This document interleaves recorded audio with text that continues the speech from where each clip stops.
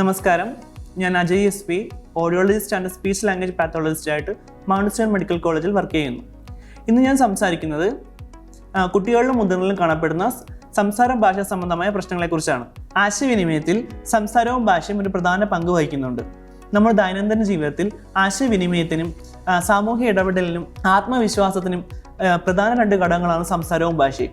ഇത് നമ്മുടെ കുട്ടികളിലും മുതിർന്നവരിലും അവരുടെ ജീവിത ഗുണനിലവാരം മെച്ചപ്പെടുത്താൻ സഹായിക്കുന്നു. സ്പീച്ച് ഡിലേ അഥവാ സംസാരിക്കുന്നതിനുള്ള താമസം, ഉച്ചാരണ പ്രശ്നങ്ങൾ, അതുപോലെ തന്നെ സ്പീച്ച് ആൻഡ് ലാംഗ്വേജ് ഡെവലപ്മെൻറ്റിൽ ഉണ്ടാകുന്ന ബുദ്ധിമുട്ടുകൾ, ആശയവിനിമയത്തിൽ ഉണ്ടാകുന്ന കഴിവുകുറവുകൾ തുടങ്ങിയ പ്രധാനമായും കുട്ടികൾ കണ്ടുവരുന്ന പ്രശ്നങ്ങളാണ്.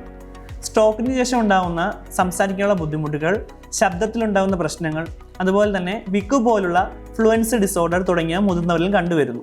സ്പീച്ച് തെറപ്പി വഴി ഓരോ വ്യക്തികളുടെയും സംസാരവും ഭാഷയും കൃത്യമായി അസസ് ചെയ്യുകയും അവരെ സംസാരിക്കാൻ സഹായിക്കുകയും ചെയ്യുന്നു. ഒപ്പം വാക്കുകൾ വ്യക്തമായി ഉച്ചരിക്കാനും വിക്ക് പോലുള്ള പ്രശ്നങ്ങൾ കുറയ്ക്കാനും സഹായിക്കുന്നു.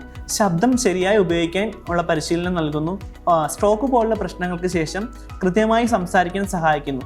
ചുരുക്കി പറഞ്ഞാൽ ആത്മവിശ്വാസത്തോടെ നന്നായി സംസാരിക്കാൻ പരിശീലനം നൽകുകയാണ് ഒരു സ്പീച്ച് തെറപ്പിസ്റ്റ് ചെയ്യുന്നത്. സംസാരത്തിലോ ഭാഷയിലോ ശബ്ദത്തിലോ എന്തെങ്കിലും പ്രശ്നങ്ങൾ കാണുകയാണെങ്കിൽ ഉടൻ തന്നെ ഒരു സ്പീച്ച് ലാംഗ്വേജ് പാത്തോളജിസ്റ്റിന്റെ സഹായം തേടേണ്ടതാണ്. Thank U.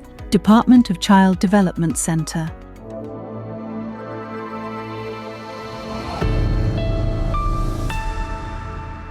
Mount Zion Medical College Hospital, Adur, Pathanamthitta.